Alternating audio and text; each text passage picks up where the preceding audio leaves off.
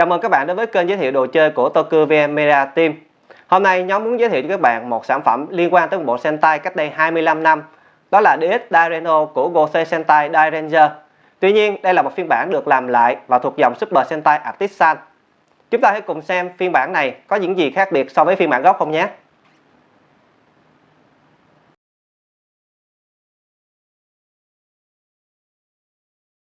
Khác hẳn với 3 sản phẩm robot của Super Sentai Artisan trước đây là Tokyo, Kuraino Robo và Shinkeno, hộp lần này không còn là kiểu thiết kế 3D nữa, mà đã được giữ lại thiết kế theo phiên bản gốc năm 1993.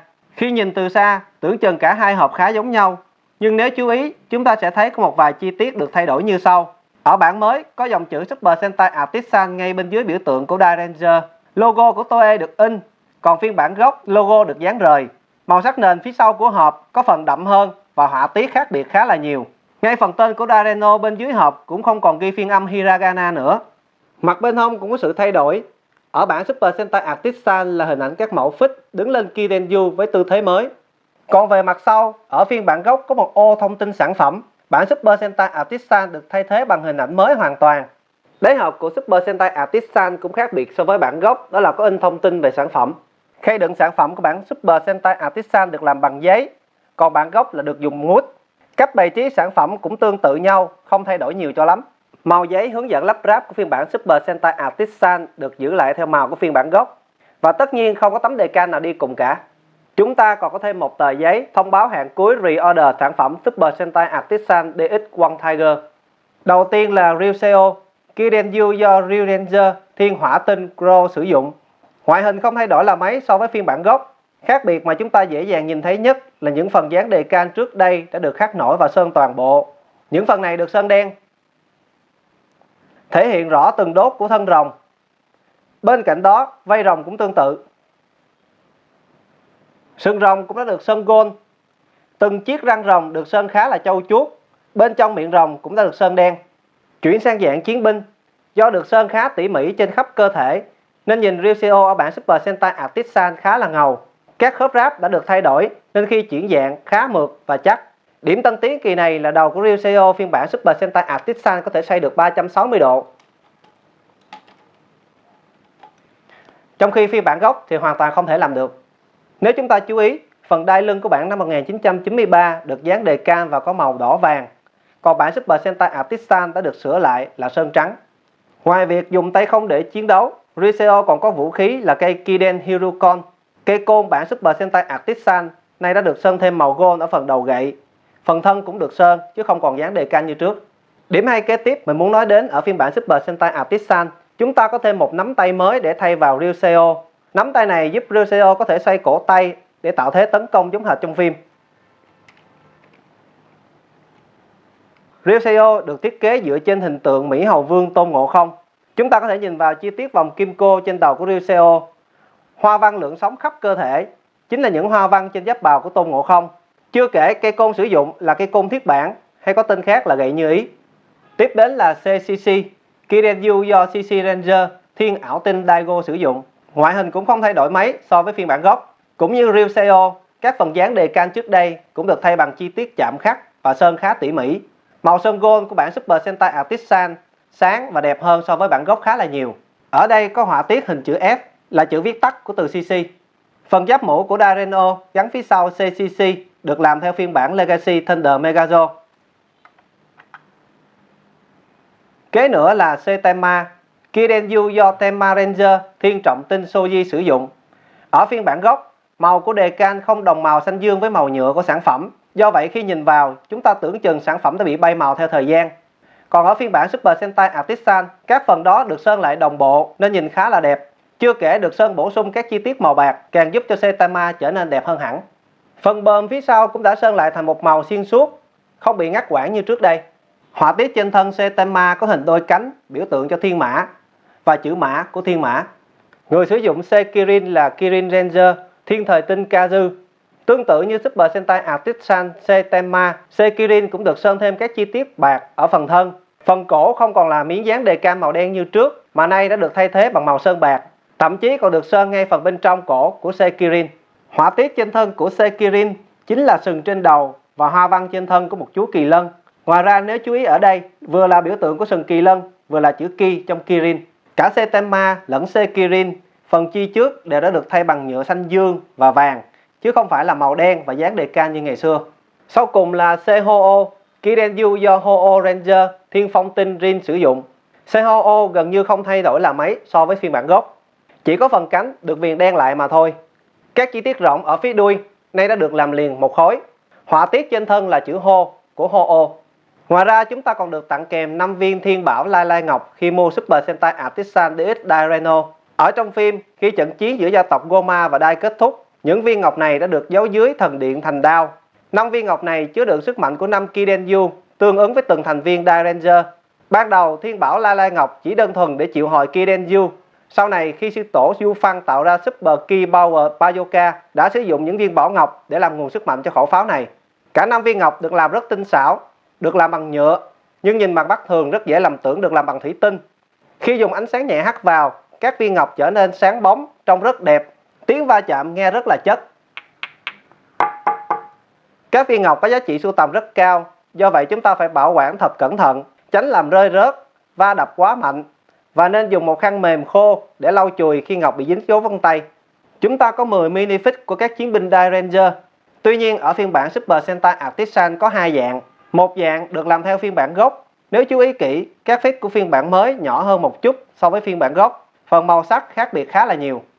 Dạng thứ hai là tư thế chiến đấu của các chiến binh khi đứng trên các Kidenyu. Khi đặt lên sẽ trông giống trong phim hơn.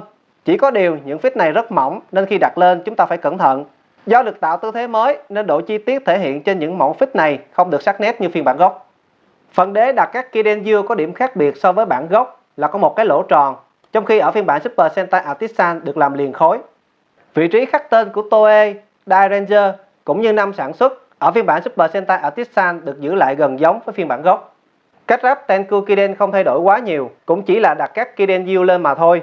Ở bản Super Sentai Artisan, phần bánh xe được làm tốt hơn, nên khi trượt trên bề mặt phẳng dễ dàng hơn so với phiên bản gốc.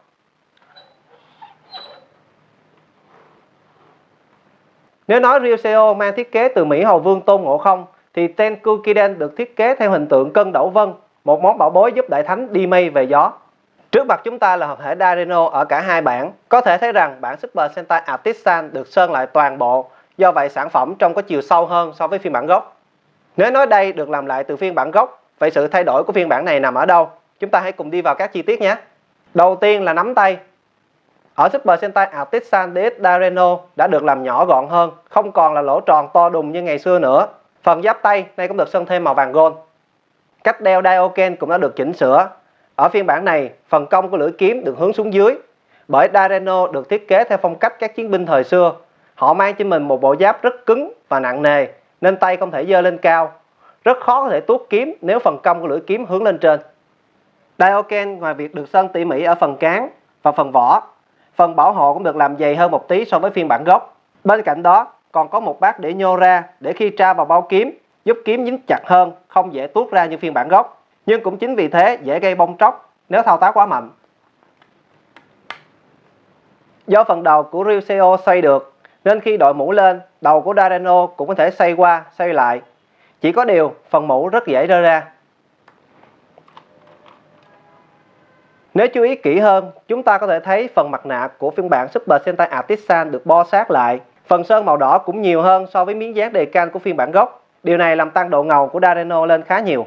Khi sở hữu Super Sentai Artisan DX Dai-Reno, chúng ta còn có thêm một Daioken, một mặt nạ với phần mắt phát sáng dùng để chơi chiêu tất sắc kỹ. Nếu trước đây người chơi vẫn thường so sánh phiên bản Legacy Thunder Megazord với phiên bản DX Dai-Reno năm 1993 để thấy sự khác biệt, thì nay cũng không ngoại lệ. Chúng ta hãy cùng xem bản Super Sentai Artisan DX Dai-Reno có gì khác biệt so với phiên bản Legacy không nhé. Đầu tiên xét dạng rộng ở cả hai phiên bản, chúng ta có thể thấy phiên bản Legacy vượt trội hơn nhiều. Do được tích hợp khá nhiều khớp nên chú rồng của Legacy sinh động hơn hẳn. Kế tiếp là dạng chiến binh. Công bằng mà nói, ngoại hình của Super Sentai Artisan trông đẹp hơn hẳn. Phần chân trụ của bản Super Sentai Artisan khá chắc chắn, trong khi bản Legacy lại khá eo uột. 4 cỗ máy phụ của bản Legacy được làm nhỏ gọn lại, có thêm các chi tiết die-cast, trong khi bản Super Sentai Artisan được giữ lại theo phiên bản gốc là không hề có die-cast gì cả. Phần cân đổ vân của bản Legacy không hề có bánh xe. Cuối cùng là dạng hợp thể ở cả hai phiên bản. Chúng ta có thể thấy rằng ngoại hình gần như không bên nào trội hơn bên nào cả. Xét về phần màu sắc, bản Legacy có vẻ bắt mắt hơn nhiều, nhưng những chỗ sơn các chi tiết khắc nổi lại không tỉ mỉ bằng phiên bản Super Sentai Artisan. Còn xét về khớp ráp này nọ, do bản Legacy phân bố die-cast không đồng đều, dẫn đến khi lên hợp thể dễ bị chúi về phía trước nếu đưa cả hai tay lên. Trong khi đó, ở phiên bản Super Sentai Artisan được đúc lại nhựa mới, các mấu nối mới, nhưng vẫn giữ lại thiết kế của phiên bản gốc nên hầu như không bị lỗi về khớp quá nhiều. Điểm mình thích ở Legacy Thunder Megazord đó là việc gắn mũ vào khá tốt, hoàn toàn vượt trội hơn bản Super Sentai Artisan Dyreno lẫn phiên bản gốc. Thật sự không ai nghĩ rằng một sản phẩm đồ chơi đã từng sản xuất cách đây 25 năm có thể tái bản lại như thế này. Khoảng cách thời gian cũng đã minh chứng cho việc công nghệ tiến bộ thông qua sản phẩm Super Sentai Artisan DX Dyreno. Những thay đổi của sản phẩm gần như đã lấp đầy những khuyết điểm của bản DX Dyreno năm 1993. Có nhiều ý kiến cho rằng tại sao không làm thêm các chi tiết die-cast, vì sao không lấp đầy những chỗ rỗng, hay nắm tay không mở ra đóng lại được ở Super Sentai Artisan DX Dyreno. Ngay thời điểm công bố, nhà sản xuất cũng nói rất rõ đây là sản phẩm được làm dưới hình thức phục chế từ phiên bản gốc. Phục chế không có nghĩa là phải thay đổi hay làm mới lại toàn bộ. Bên cạnh đó, đây là sản phẩm khá khó mua cho người nước ngoài bởi đối tượng phục vụ chính là người Nhật. Chưa kể Super Sentai Artisan DX Dyreno được pre-order theo hình thức yêu cầu, phải đạt đủ 2.000 đơn nhà sản xuất mới tiến hành làm, và đạt đủ 3.000 đơn sẽ tặng kèm Thiên Bảo Lai Lai Ngọc. Chưa kể một order chỉ giới hạn 3 mẫu mà thôi, phải nói rất là khó khăn vào thời điểm đó. Do nhóm có 3 mắt đang ở bên Nhật nên đã đặt được sản phẩm này vào thời điểm đó. Giá lúc đó là 24.000 Yên và khi gửi về, tổng chi phí sẽ là 6 triệu đồng. Đây là món có giá thành khá cao nhưng giá trị của sản phẩm đem lại hoàn toàn xứng đáng với số tiền đã bỏ ra. Và đó là những gì mình muốn giới thiệu với các bạn ở sản phẩm lần này.